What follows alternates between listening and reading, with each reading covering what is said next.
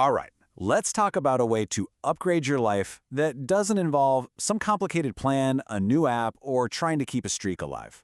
We're diving into something called the invisible edge, a system that actually works when you're tired, you're stressed out, or you're just not feeling it. So let's get into how this totally different approach can reshape, well, everything. Oh, you know the feeling, right? You've got the 30-day challenge all mapped out, your meal prep is color-coded, the workout schedule's a work of art. And for like a week, you feel amazing. And then, bam, life happens. A project deadline, a kid gets sick, you have one late night, and the whole beautiful system just shatters into a million pieces. And look, this isn't just you. This isn't just a feeling. The actual data here is, well, it's brutal. Research consistently shows that a staggering 95% of people who lose weight on some kind of structured diet will regain it. 95%. I mean, think about that.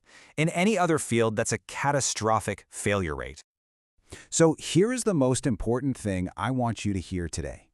If those big plans have failed you in the past, it was not some kind of personal flaw. The problem was never, ever you. The problem was the plan itself. This rigid, all-or-nothing approach that's practically designed to fail the second life gets a little messy. So what's the alternative? Well, that's what our source material calls the invisible edge, and it is a complete shift in thinking. We're moving away from these grand, complicated strategies and instead focusing on the incredible power of tiny, almost unnoticeable actions you can take in any given moment. Let's just put these two systems side by side. The big, rigid plans, they demand perfection. They're focused on some future version of you that, let's be honest, might not show up tomorrow. They're brittle. They break. But micro-actions, they are laughably easy. They're only focused on right now, this very second, and because of that, they're resilient. They don't break. They bend and adapt with you. And this quote just hits the nail on the head. This whole thing isn't about finding a better plan. It's about having a toolkit of tiny moves that gives you an edge in those critical moments, no matter how you're feeling. It's an unfair advantage. Okay, I know what you might be thinking. This all sounds a little too simple, right? Too easy to actually be effective. But the truth is, this approach is deeply rooted in how our brains are actually wired. So let's get into the science of why this tiny action system is so incredibly powerful. Here's the thing. Your brain isn't broken. It's just running on some really ancient software. Take hunger, for example. That craving for a snack, it feels like this constant, overwhelming force. But scientifically, it's just a wave of the hormone ghrelin that lasts, get this, about 40 to 90 seconds. It's the same with your willpower. It's like a muscle that gets tired, but it can recover in less than a minute. When you understand these short biological waves, you can start working with your brain instead of constantly fighting against it. And this brings us to this amazing concept from Buddhist philosophy called the second arrow. The idea is this: the first arrow is the actual physical thing, the craving, the distraction, the urge. You really can't control that arrow. But the second arrow, well, that's the story you tell yourself about the craving.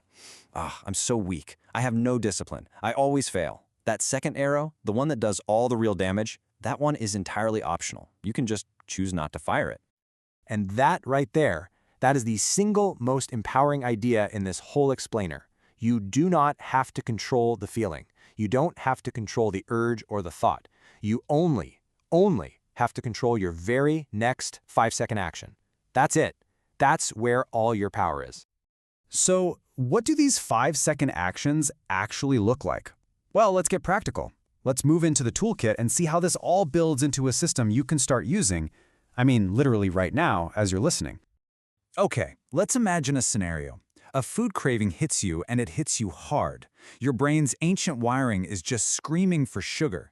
Now, instead of trying to fight it head-on with willpower, you can use what the source calls a neurological kill switch. These are just tiny physical actions that interrupt your brain's craving signal. They sound almost silly, but they work. Seriously, try one with me right now.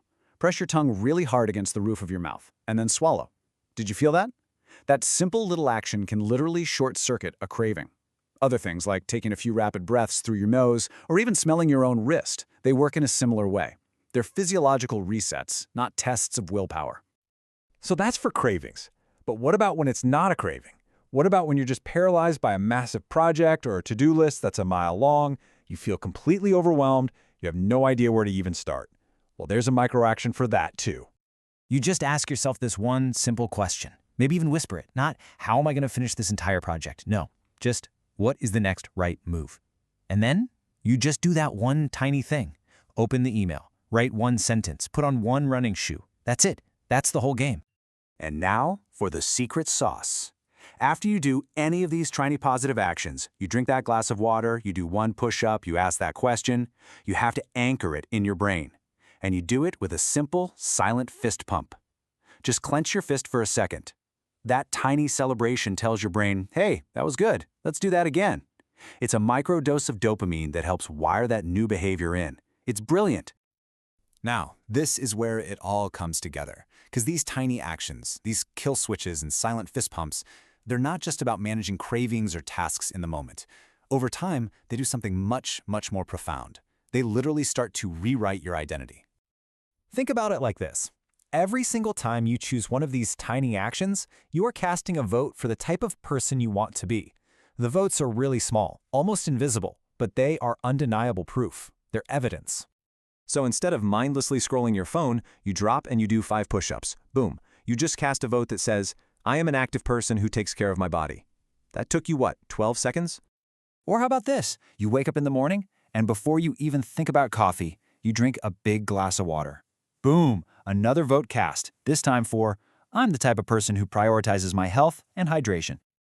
And you can see how this goes way beyond just health and fitness. You're in a tense conversation, you feel yourself about to react, and instead, you take one deliberate breath before you say anything. You've just cast a powerful vote for, I am a calm, thoughtful person who doesn't react impulsively. You see what's happening? When you cast enough of these tiny, tiny votes day after day, the identity itself actually starts to shift. You no longer have to try to be that person, you just are that person. Your desired behaviors become the default setting, willpower becomes totally irrelevant because your new identity is doing all the heavy lifting for you. So in the end, this isn't about building some new master plan for your life. It's about starting small, right here, right now, by casting one tiny vote for the person you want to become. This system works because it meets you exactly where you are in this very moment. So the only question left is, what's the first tiny, laughably easy vote that you're going to cast for yourself today?